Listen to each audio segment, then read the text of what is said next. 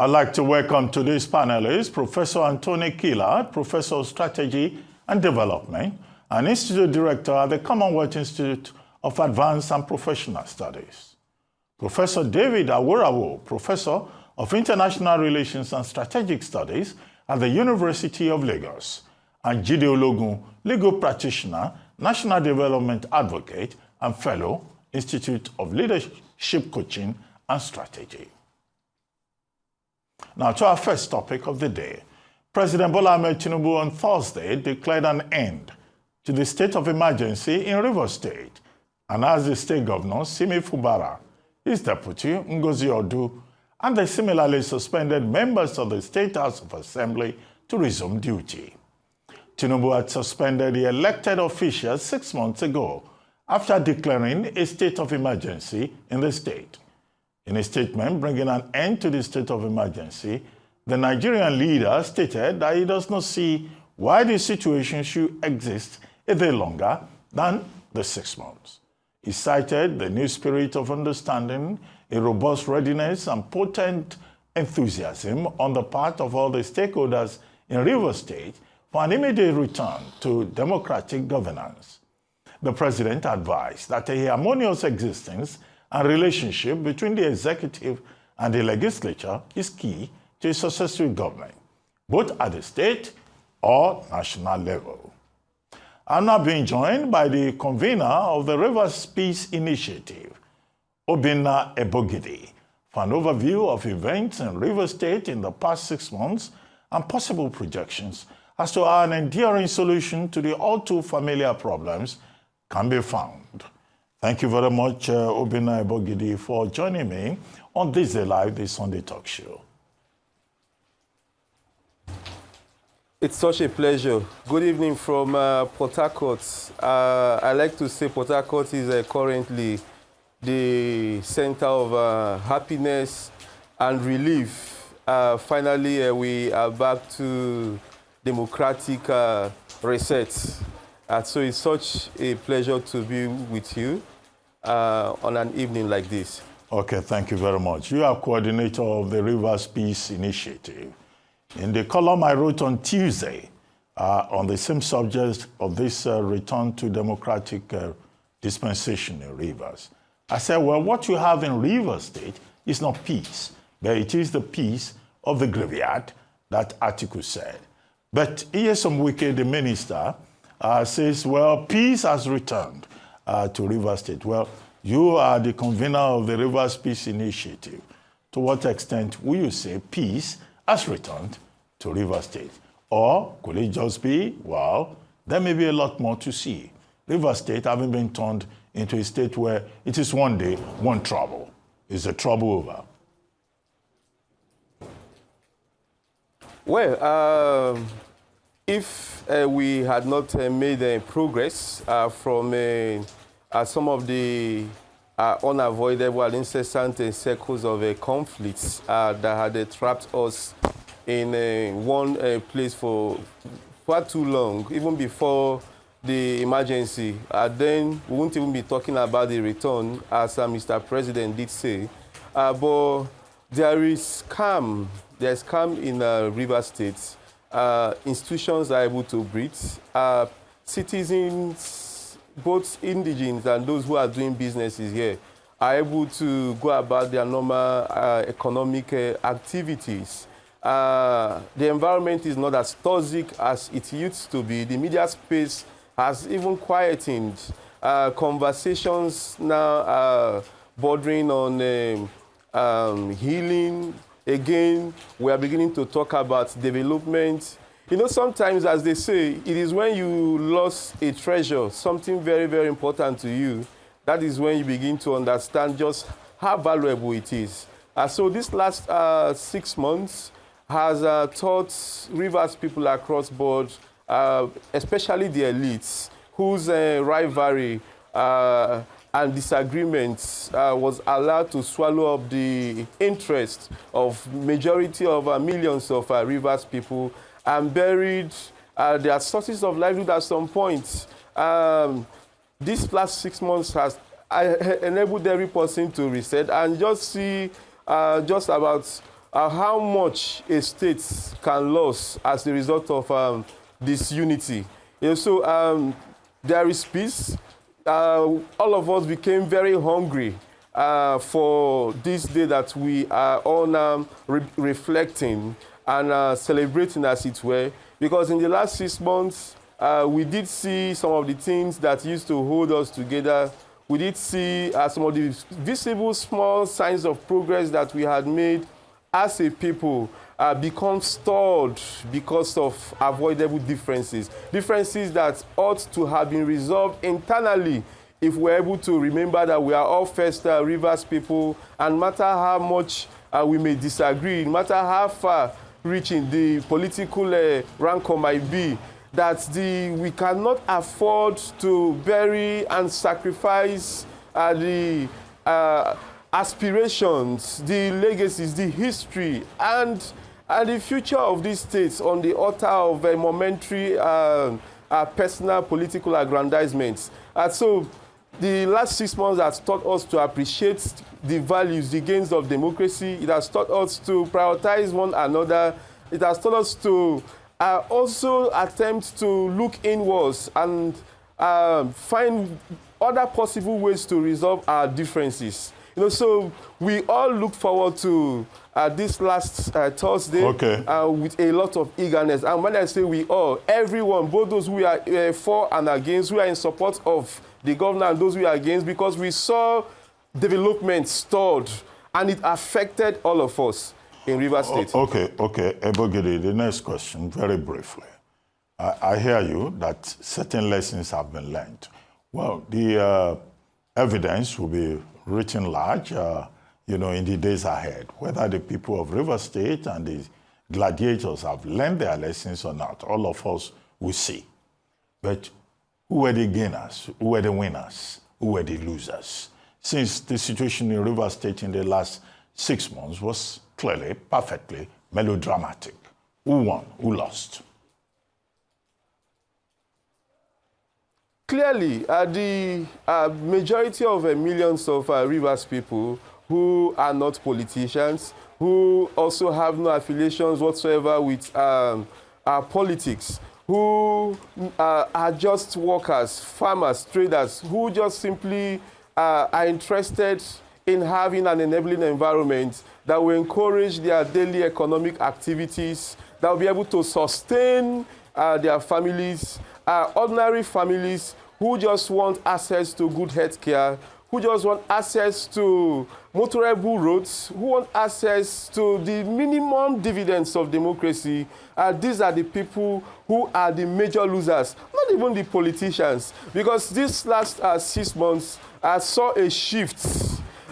We had a sole administrator whose major marching orders was to ensure that there was some sort of return to stability, some sort of calm, because the reality was that the environment was very toxic, and he focused on that for most of the 6 months. But the development that was supposed to further the interest and improve on the lives of the average Rivers people was stalled. So we had a situation where most of the infrastructural projects, like I always say, yes, we did achieve some stability. We did achieve some calmness these last 6 months, but stability does not immediately translate into progress. We need to see that it's able to translate into infrastructure, into healthcare, into agriculture, into things that could better the lives of the average Rivers people. So for me, the greatest losers were the states and the people who are supposed to be enjoying the benefit of good governance. I won't say politicians, because politicians have a way of settling themselves. While the crises were on, there are those who were really benefiting and eating fat, and then now somehow to look like the table is turning the other way around, and then it's going to begin to feed the other people. But for me, it is not even a time to begin to talk about factionalism. It's a time to go back to the issues that truly matter. And what matters as it is now is the fact that the state needs to go away, move away from the dark days, and begin to focus on issues, development-based conversations that we better the lives of the average citizens of Rivers State. Ebogidi, let me break it down. And I just need very brief answers. Now, when we talk about who won, who lost, let's reduce it to the two major personalities, the conflict between them having triggered the crisis in Rivers State. Minister of Federal Capital Territory, self-styled godfather of Rivers State politics, who claimed that he put Fubara there and that Fubara was a very disobedient, and disloyal benefactor of his. Then on the other hand, you had Sim Fubara, the governor, who wanted to assert himself. And then crisis in the state. Who is the winner? Who lost? What's the state of play? Again, in all sincerity, I will say that we did not have any victor here. We didn't have any vanquish here because both their supporters of both gladiators, who have interacted with, and of course, I'm on ground. I'm a River son. I can confidently tell you that we do not have any victors. Because at the end of the day, we had non-Rivers persons who were in charge of administering over the affairs of this state, of controlling the huge resources that come into this state. And sadly, so unfortunately, we were not able to marry to see a direct impact. There was nothing to show that those billions of naira that used to come into the state, we are still coming in through the period of the state of emergency. So, to me, this is not a matter of which of them won, whether it was Chief E.M. Wike or whether it was Governor Sim. All of us, especially the people, have had to pay very huge price for all that has happened. We have suffered way too much to begin to celebrate political victories. If the political victories does not translate into the people's life being improved, into our state improving, into our roads becoming more motorable, into a much more stable stability in our economy, then it is useless. Okay, because politics Ebogidi should serve to improve on the welfare of the people. Ebogidi, the sole administrator, Vice Admiral, Yes, I can hear you. Vice Admiral Ibokete Ibas, said he has fulfilled the mandate given to him by President Bola Ahmed Tinubu in March this year, and that he has, sufficiently achieved what he was asked to do.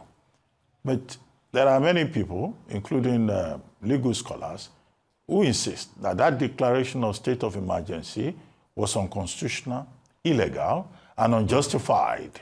And ordinary people who live in Rivers State said, under the sole administrator's watch, the Garden City has been turned into a refuge city.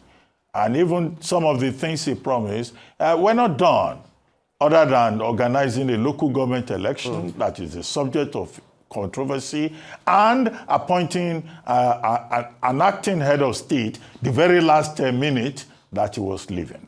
What's your own assessment of what many people thought or concluded was unconstitutional and illegal? As a Rivers son, the declaration in the first place came to us as a huge blow.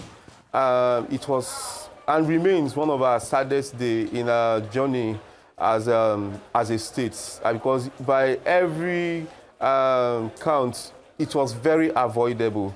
But that doesn't mean that there are not red flags. There are no pointers to the fact that the grounds were no longer holding. The environment was tensed. That was the period we are beginning to see youths. I don't know if they are militants, but they are brandishing arms and all of that. And it was beginning to give very scary vibes of years that we have come past in journey as a state. Sadly so, the SOLAD came with marching orders to try to restore parity, following the Supreme Court judgment also, which had also declared that there was no government existing in a Rivers State. So that having said, the SOLAD, personally, I'd like to give him credit for the fact that he was able to restore some sort of parity. He was able to bring about some sort of orderliness today we are talking about peace. Now, whether the peace is a graveyard peace, whether it is being pretentious, whether it is fragile, the fact is that there is peace. And it gladdens me that our governor is building on this peace that he has come to meet. It's an opportunity for us to begin to move away from where we were. But be that as it may, when it comes to that regard, like I said, I give him credit. But when it comes to the issue of development, when it comes to the issue of accountability, like you pointed out, that is where a lot of us who are on ground, who are witnesses to what was happening, and then what he met on ground would have some issues. Because like you said, I also raised that complaint a number of times. At some point, we are beginning to lose the Garden City identity of our beautiful Port Harcourt. It looked like the attention was more on restoration of peace. But what worried a lot of us was the fact that the IGR, the federal locations, it wasn't suspended. So we had expected that everything should have been progressing pari passu. We wanted to be seeing activities get towards peace, get towards reconciliation, get towards healing, ongoing. At the same time, while the projects that were on ground, we are also moving, but sadly so. We saw some really core projects that would have really improved on the lives of the ordinary Rivers people and improved on our local economy. Some of them were stalled because of certain disagreements between the solar and the contractors. Chiefly was, of course, the ring road. But like I did said, in the area of attempting to restore stability, we have it now. That's even one of the reasons the governor has now come back to build on and consolidate on all of these things. But I must say that these are the price that the state, the average Rivers people have had to pay because of the actions and inactions of our political elites. These were completely needless. These are issues that ordinarily they should have settled as gentlemen, and they wouldn't have even had a course, a window, for outsiders to that come. And so we are believing and expecting that due to the hard lessons that have been learned, that we don't have to go back to this cycle again. Ebogidi. Now, the governor, Sim Fubara, is back. He has resumed duties. This morning, he was in his hometown of Ukpobo, where he attended, a kind of Thanksgiving service at St. Paul's Anglican Church. And he's been preaching, unity, accommodation, and all of that. But what next for Rivers State? The House of Assembly has also, resumed duties. House of Assembly is asking Governor Fubara to submit list of commissioners for approval, vetting, and confirmation, submit appropriation bill, and then that House of Assembly is also promising that it will audit what Vice Admiral Ebogidi did as auditor, as sole administrator, because even the budget that he executed on behalf of the Rivers State people was not even audited or approved by the National Assembly. So they claim. So I ask you the question, what next for Rivers State? What are your expectations? What next? Definitely it's a consolidation. I would want to start on the grounds that he needs to build on healing. We haven't been this polarized as a people. There's a lot of rancor here and there, and those are not really very fertile grounds for any valuable actions, steps towards development to take place. So I'm glad, was very happy with the speech he gave on Friday, and of course with the feedbacks from the Thanksgiving outing today. So we're in a position where we have lost a lot of time. We have lost resources. Our image has been badly tarnished. So what next is for us to redeem time and also for the Assembly to support and work with Governor Sim to try to make the remaining months in this tenure to count. We want to see Rivers money work for Rivers State and for Rivers people. We want to see an end to unnecessary disagreements. We want to see a focus on revitalizing our agriculture, on building on our education. We want to see our works return to the sites, infrastructure sites, works that had been stalled as a result of some of these disagreements and, of course, the state of emergency that we have just now come out of. So these are, to me, some of the immediate steps that need to be taken. But you did mention a very important issue, which is that of a submission of a list of appointees for commissioners and all of that. Now, that is a big issue that is already generating some anxiety from some quarters. Some people are thinking that it's going to favor a certain faction. Some people are thinking some persons are going to be losing out in all of the calculations. But for me, I don't think that is even what should begin to matter at this point, because the governor now needs to take his position as a father. He needs to take a position as a state leader. He's no longer a camp leader. This is not the time to talk about factionalism again. This is a time to oversee an administration that is truly people-centric, that is all-inclusive, and that is governance-oriented. Of course, built strongly on the very tenets of our democracy. So all I'm saying, the people should be at the focus of all that should be happening going forward. The peace, the progress, the prosperity of the state, such that every single person living and doing business in Rivers State should, beyond just giving a sign of relief, begin to see visible signs that we are back to our happy days, the days that we have suddenly lost as a people, days that we can begin to pinpoint and wake up each and every other day to hear reports of one new wonderful thing happening in our state. Okay, Ebogidi, just before I let you go. Now, Nyesom Wike was a major factor in the crisis.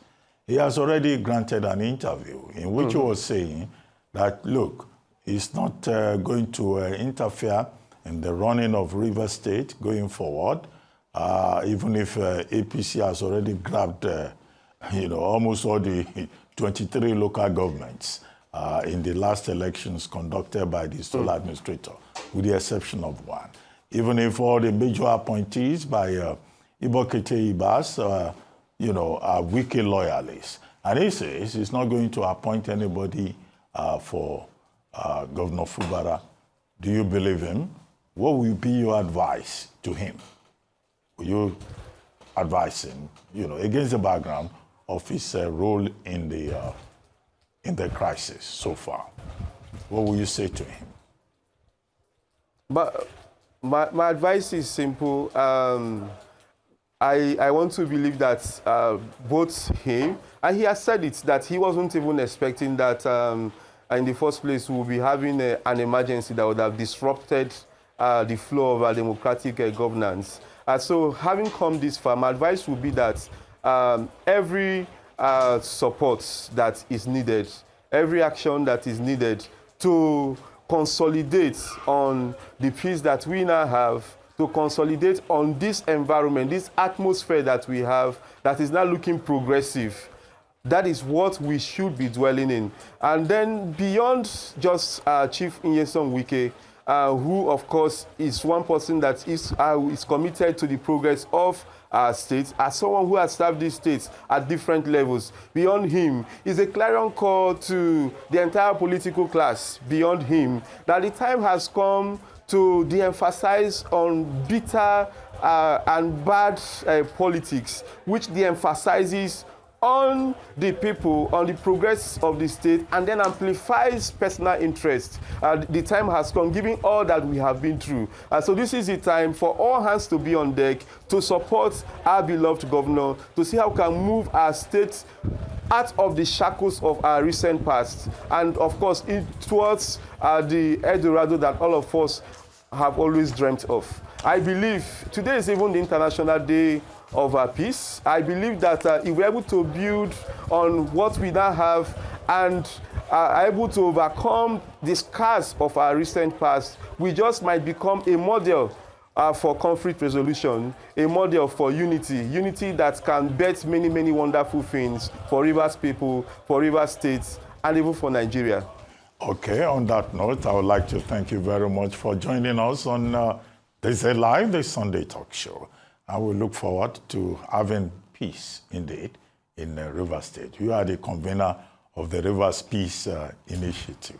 May you be well with Rivers State. Thank you very much indeed.